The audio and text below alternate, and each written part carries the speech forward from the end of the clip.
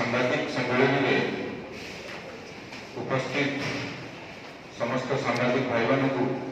मो नमस्कार एवं आम सहित ए सांबादिक सम्मेलन में राज्यर ओबीसी मोर्चा सभापति माननीय श्री सुरत विश्वाल महोदय उपस्थित अच्छा एवं राज्यर ओबीसी मोर्चा संपादक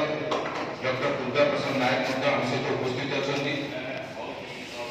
आज ये सांबादिक सम्मेलन में गांव घर घर चलो जो अभियान आशा एप्रिल 6 तारीख को आरंभ होगा जाउछि। राज्य सरकार ओबीसी विरोधी जो मनोवृत्ति रही समग्र ओबीसी वर्ग प्रति जो 6,00,000 धारा धारा विरुद्ध आज सम्मेलन सांबादिक सम्मेलन में माननीय सुरत विश्वाल महोदय आरंभ करने अनुरोध करी सुरत भाई मन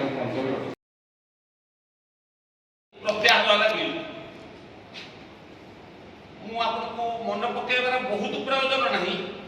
जे गत पंचायत पौर निर्वाचन राज्य सरकार जानी यही वर्ग को बहु पूर्व पाऊा 27 भाग संरक्षण को उच्छेद कराइले। एका समय मध्य प्रदेश उत्तर प्रदेश सरकार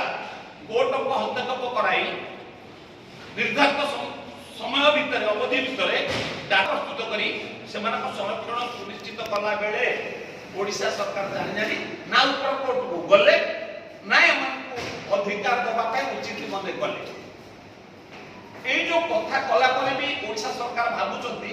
जहाँ कले भी चलिबो यही वर्ग संगठित नुहति ये स्वर उत्तोलन करें ये कथा भ्रांत धारणा प्रमाणित करने यही 54 भाग लोक भितर जनजागरण सृष्टि करने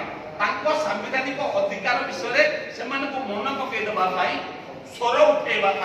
आम बर्तमान गाँ को गाँ घर घर चाल अभियान डाकरा दे गाँ गाँ चाल घर घर चाल अभियान आसंता काली पार्टी प्रतिष्ठा दिवस 6 तारीख एप्रिल 6 ठार आरंभ हम 14 तारीख डॉक्टर आंबेडकर जयंती दिन यहाँ सर कार्यक्रम अभियान किंतु मुझे आम राज्य में पूरा 2 मास काल ये जनजागरण कार्यक्रम जारी रहा तो गोटे निर्धारित अवधि भितर गोटे 9 दिन डाकरा दी किंतु 2 मास निरवच्छिन्न भाव में आम चौपाड़ी बैठक पदयात्रा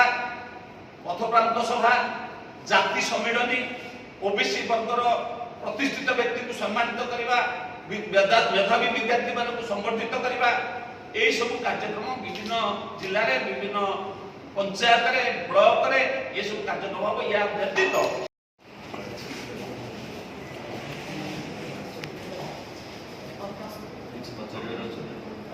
सर को कहले जो आपन तो जिबे जो 19 दिन ना केते दिन 2 मास आपन पाले कंप्लीट नहीं मु आपन को एबे जेते कहजोनी एबे होती 6 रु 14 6 एप्रिल रु 14 एप्रिल हमर ये अभियान डाकरा रहछि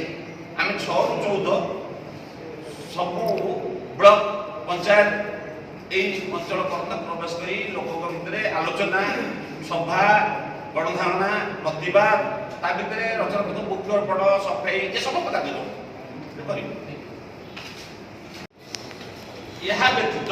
जिला मुख्यालय मानक दाबीपत्र एवं धारणा प्रतिवाद जे कहीं राज्य सरकार शिक्षा नियुक्ति रे 27 भाग न दे विभिन्न आड़ बाहाना देखी आमको वंचित कर 54 भाग लोक एबे भी केतक जाति अच्छा ओबीसी ना अच्छी केंद्रीय तालिका ना अच्छी राज्य तालिका ना ना मुझे अधिक पत्र बुझीपारे केंद्र सरकार बहु माप काठी जो मान पछुआ वर्ग बोली हिसाब कला 23 वर्ष सरकार आज पर्यंत से एससीबीसी राज्य तालिका अंतर्भुक्त सुविधा तो दौना तालिका जाति तालिका ना भी रखिले ना जो मैंने ओबीसी हेबे से माने एससीबीसी न हेबे केमिति को माप काठी जी एससीबीसी हेबे से ओबीसी न होई पारो केंद्रीय माप काठी किंतु जो माने ओबीसी रे रहे से एससीबीसी केमिति हेबे ये संपर्क में राज्य सरकार राज्यवासी को 54 भाग पछुआ वर्ग को स्पष्टीकरण देवार आवश्यकता अच्छे ना ଏ ଜାଗରଣ ତୀବ୍ର ରୂପ ନେବ। ରାଜ୍ୟ ସରକାର ବାଧ୍ୟ ହେବେ ଯୋଉ ବିଳମ୍ବିତ ପ୍ରକ୍ରିୟା କରୁଛନ୍ତି, ବିଲ୍ ଆଣୁଛନ୍ତି, ବିଲ୍ ଫେରେଇ ଦେଉଛନ୍ତି, ତୁମ ପାଇଁ କରିବୁ, ତୁମ ପାଇଁ ସରକାର ଆମ ଦଳ ଭିତରେ ଦେବୁ,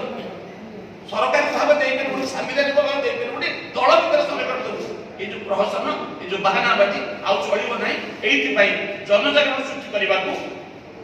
বিজেপি ওবিসি মোর্চা পক্ষରୁ সারা রাজ্যরে প্রত্যেক নির্বাচন মন্ডলীর ব্লকরে পঞ্চায়েতরে এই কার্যক্রম হব। দলর বিশিষ্ট বরিষ্ঠ নেতা মানে সমস্তে বিভিন্ন জায়গায় এই কার্যক্রমে যোগ দেবে এবং মোর আপনার অনুরোধ এই সংখ্যাধিক বর্গর যে সামিল হলে প্রগতি বিকাশ সামগ্রিক হব, ସେଥିରେ ଆପଣମାନଙ୍କର ମଧ୍ୟ ସହଭାଗିତା ରହୁ, ସେମାନଙ୍କ ସ୍ୱରକୁ ଉଠାନ୍ତୁ। ଏଇଟା ହେଉଛି ମୋର ଆପଣମାନଙ୍କ ଅନୁରୋଧ। ଭାରତ ମାତା କି ଜୟ।